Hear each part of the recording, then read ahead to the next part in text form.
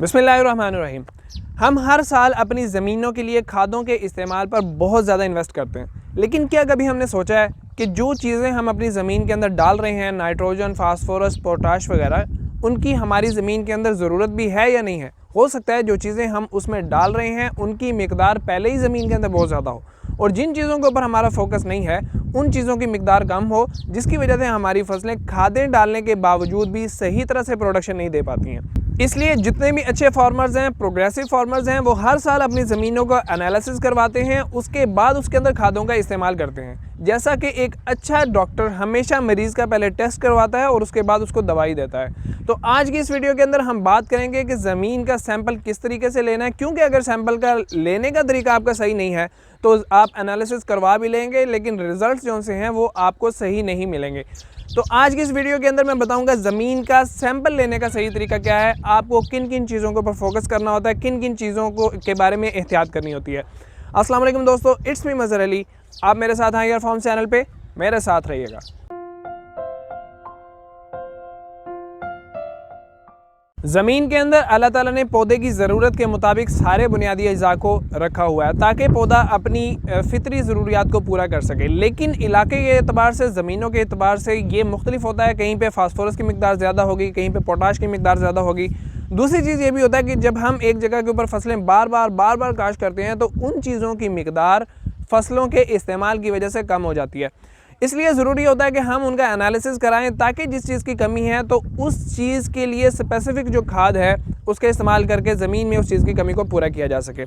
अब बात कर लेते हैं ज़मीन के एनालिसिस की। एनालिसिस दो तरह के होते हैं। पहला एनालिसिस होता है जो कि इसकी केमिकल प्रॉपर्टीज़ को बताने के लिए होता है कि इसकी पीएच कितनी है, ज़मीन की ईसी क्या है, नाइट्रोजन, फास्फोरस, पोटाश का क्या है, इसके अंदर ऑर्गेनिक मैटर कितना है, इन सारी चीज़ों के लिए होता है। दूसरा होता है बायोलॉजिकल एनालिसिस, जिसकी हम फार्मर्स को कोई ज़्यादा ज़रूरत नहीं होती है। हर 5000 स्क्वायर मीटर के अंदर एक सैंपल लेना ज़रूरी है। अगर आपकी ज़मीन के लेवल मुख्तलिफ है, मतलब 1 एकड़ का लेवल और है, दूसरे एकड़ का लेवल और है, तो अलग लेवल की ज़मीन का अलग से सैंपल होना चाहिए। क्योंकि होता है कि जिस वक्त बारिश होती है तो पानी क्योंकि गहराई की तरफ जाता है तो ऊपर वाले नमकियात नीचे आ जाते हैं। तो अगर नीचे वाली जगह से आपने सैंपल ले लिया तो उसके रिज़ल्ट ऊपर वाली ज़मीन से हमेशा मुख्तलिफ आएंगे। दूसरी बात, जितनी ज़मीन के कलर्स मुख्तलिफ होंगे, अगर काली मिट्टी है, ब्राउन कलर की है, जो भी है, इनके कलर्स के अंदर डिफरेंस है तो इनकी केमिकल प्रॉपर्टीज़ के अंदर भी डिफरेंस होगा, इसलिए इनके भी अलग अलग सैंपल लेना ज़रूरी होते हैं।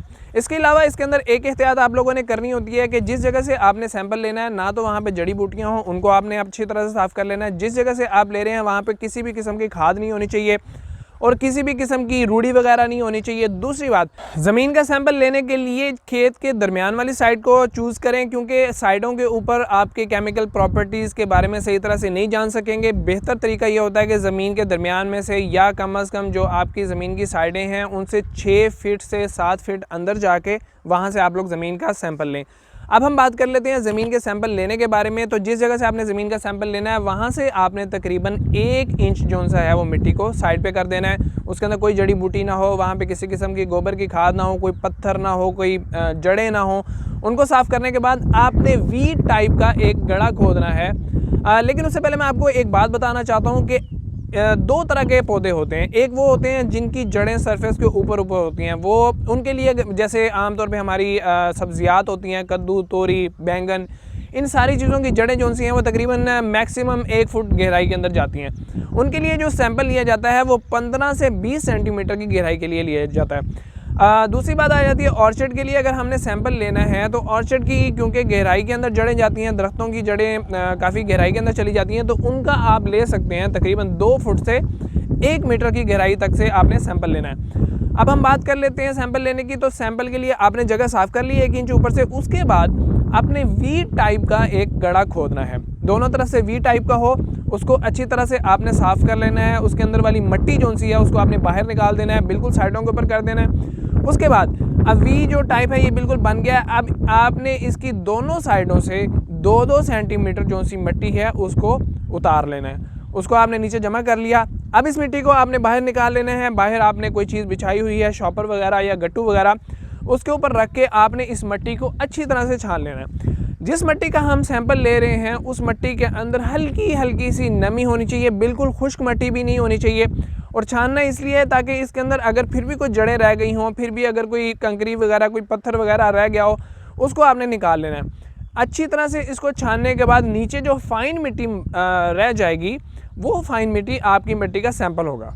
आपकी मिट्टी का सैंपल कम से कम 500 ग्राम का होना चाहिए। उसके बाद आप उसको एक शॉपर में डाल लें, उस शॉपर को लेबल लगाएं। लेबल के अंदर एक ये भी बात आपने जहन के अंदर रखनी होती है कि जिस फसल के बाद आप लोग मिट्टी का सैंपल ले रहे हैं उस फसल का नाम ज़रूर रखें, क्योंकि फसलों की प्रॉपर्टीज़ के साथ साथ ज़मीन की प्रॉपर्टीज़ भी चेंज हो जाती हैं। तो जिस फसल के बाद आपने सैंपल लिया उस फसल का नाम लिखें, जिस डेट को आपने सैंपल लिया है वो डेट मेंशन करना बहुत ज़रूरी होता है। उसके बाद जिस जगह से आपने लिया है उस जगह का लेबल लगाएं कि फ़लाँ जगह से फ़लाँ एकड़ में से मैंने लिया है, ताकि बाद में आपके लिए आसानी रहे। उसके बाद आप अपना नाम लिखें। उसके बाद इसको सरकारी लैब्स भी होती हैं, बहुत सस्ते टेस्ट हैं, इतने ज़्यादा महंगे नहीं होते। टेस्ट आप मैं रिकमेंड करूँगा 2 लैब से करवाएं, एक प्राइवेट से करवा लें, एक गवर्नमेंट से करवा लें। उसके बाद दोनों को कंपेयर करेंगे, आपको एक अच्छा रिजल्ट इंशाल्लाह मिल जाएगा। मैं हमेशा एक बात करता हूं कि अगर आप अच्छे फार्मर बनना चाहते हैं, अगर आप प्रोग्रेसिव फार्मर बनना चाहते हैं, लोगों से हट के फार्मिंग करना चाहते हैं, कभी भी तुक्के के ऊपर ना चलें। अंदाजे मत लगाएं कि 10 साल पहले हमने एनालिसिस कराया था, उसके मुताबिक मुझे लगता है कि हमारी ज़मीन के अंदर फ़लाँ चीज़ ज़्यादा है। तुक्के के ऊपर आप कभी भी नहीं चल सकते। हमेशा चीज़ों को कैलकुलेट करें, हमेशा अपने शेड्यूल के मुताबिक चलें। इंशाल्लाह अल्लाह ताला आपको ज़रूर तरक्की देगा। अल्लाह ताला मेहनत करने वाले की मेहनत को अपने पास कभी भी नहीं रखता, चाहे वो मुसलमान हो चाहे वो कोई और हो। अल्लाह ताला मेहनत करने वाले को उसकी उजरत ज़रूर देता है। उम्मीद है मेरी आज की वीडियो से आपको इन्फॉर्मेशन मिली होगी। अगर आपको ये इन्फॉर्मेशन पसंद आई है तो मेरी वीडियो को लाइक ज़रूर कीजिएगा, शेयर कीजिएगा। मेरे चैनल IR फार्म को ज़रूर सब्सक्राइब कीजिएगा। मज़हर अली को इजाज़त दीजिए।